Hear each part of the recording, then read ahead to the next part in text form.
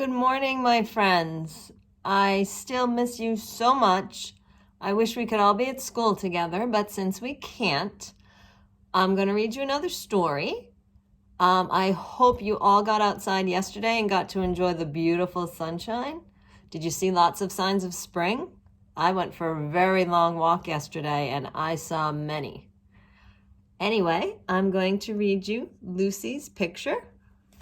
It's written by Nicola Moon and it's illustrated by Alex Alifel.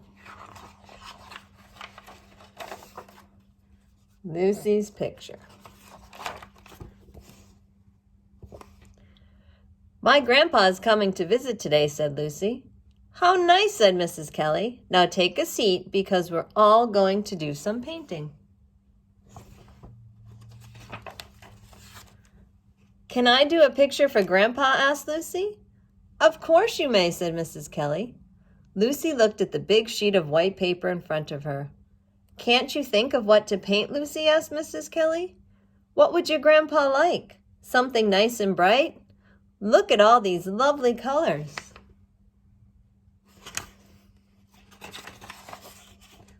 Lucy looked at the red and the yellow and the sky blue paints. They're not right, she said. May I use the glue? May I stick things on to make a picture? You mean a collage? Of course, but you'll have to sit at another table. There's not enough room here.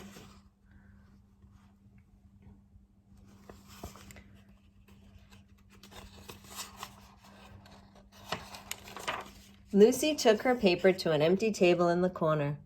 She went and found a bottle of glue, some scissors, and the box of scraps. Lucy loved Mrs. Kelly's box of scraps. She liked plunging her hands deep in the box and feeling with her eyes shut.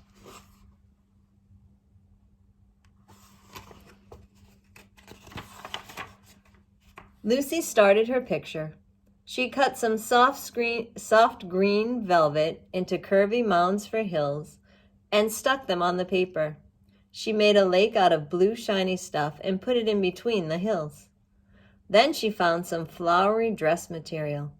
Grandpa has flowers like this in his garden, Lucy told Mrs. Kelly.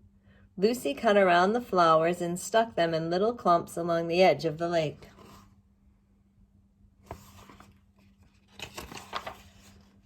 At recess, Lucy was too busy to play. Instead, she collected twigs, leaves, and 2 small feathers. Then she filled her empty juice cup with sand from the sandbox. At last, it was time to go inside.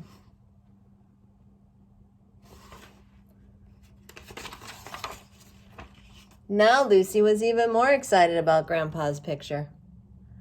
She made him a tree out of the twigs and the leaves and stuck the feathers on the end of a branch. Then she squeezed a long winding ribbon of glue over the hills and sprinkled sand over the glue to make a path.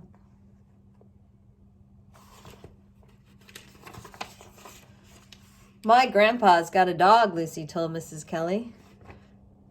She's called Honey because that's what color she is. When Mrs. Kelly wasn't looking, Lucy trimmed a piece of her own hair and glued it to a dog she had made from a piece of paper.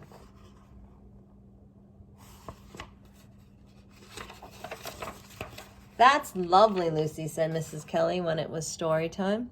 She put Lucy's picture safely on the side to dry along with all the paintings. Lucy couldn't wait to go home. She hadn't seen Grandpa in a long time.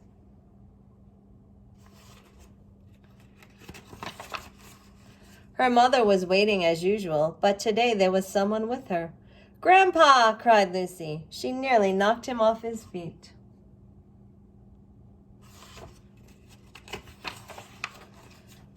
I made you a picture, Grandpa. Look. Lucy grabbed her blind grandfather's hand and guided it over her picture. These are hills and here's the road. Grandpa touched the picture carefully. A tree, a bird, and what's this? It feels like you're here, Lucy. That's Honey, said Lucy, smiling. How clever, and what a wonderful surprise. It's the best picture I've ever seen, said Grandpa.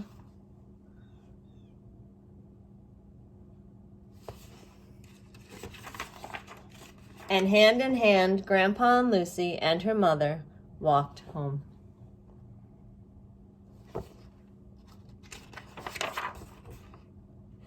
The end.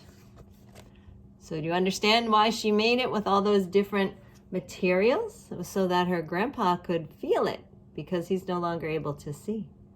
A collage would be a great idea for a project today on a rainy day if you have some materials lying around, but don't cut your hair. That's not a good thing.